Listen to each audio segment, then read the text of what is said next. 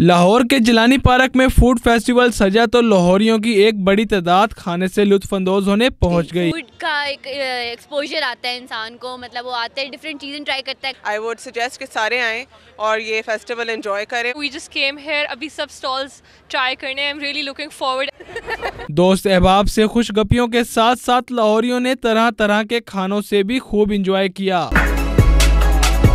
Families काफ़ी नज़र आ रही हैं, which is very good to see, because इस तरह की जो एक्टिविटीज़ हैं, everyone should get a chance to go out with their families and move around. Ambience is really good, families हैं और बहुत ही अच्छा लग रहा है। It's really nice।